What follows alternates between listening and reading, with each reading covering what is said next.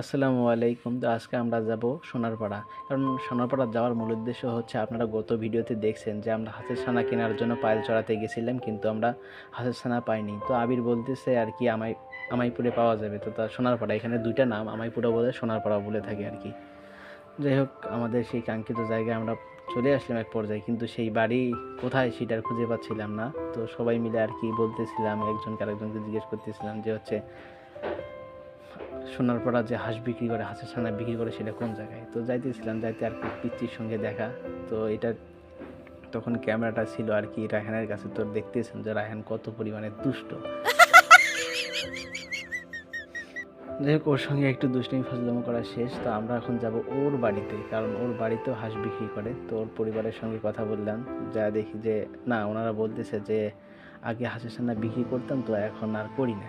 তো এখন আমরা অনেক বিপদে পড়ে গেলাম। তো আবির যেটা শুনছে এটা হচ্ছে ভুল, কারণ আবির শুনছে যে হাঁসের ছানা বিক্রি করে, কিন্তু আসে দেখি যে হাঁসের ছানা বিক্রি করতেছে না।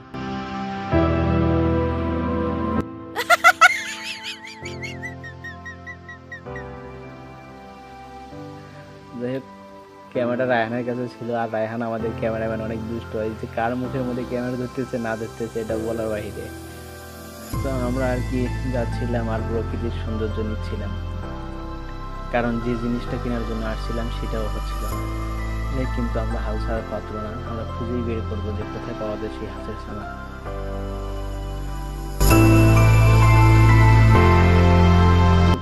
তো এক পর্যায়ে আবির বলে উঠছে যে সোনারপাড়া পুরাটাই দেখার কথা আছে, ঘরে ঘরে অন্বেষণ চালানো হবে যে কোথায় আসে সেই হাঁসের ছানা।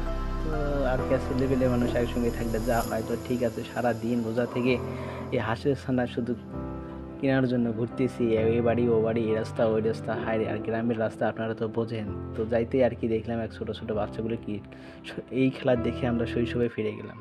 তো এইখানে থাকি আর কিছুক্ষণ খেলাটা দেখলাম, কিন্তু মন চাইছিল খেলাধুলা করার জন্য, কিন্তু সে বয়সটা আর নাই, তাই খেলাধুলা আর হলো না। যাই হোক, সারাদিন অনেক হাঁটাহাঁটি করছি, হাত পা অনেক ময়লা। তারপর তো পাশেই দেখি যে একটা মোটর মেশিন বের হচ্ছে। তো ঠান্ডা পানি, রোজার দিন পানি বলাইতে অন্যরকম লাগে, কিন্তু পানিটা আর খাওয়া হয় না, কারণ আমরা আল্লাহকেই ভয় করি, আমরা মুসলিম।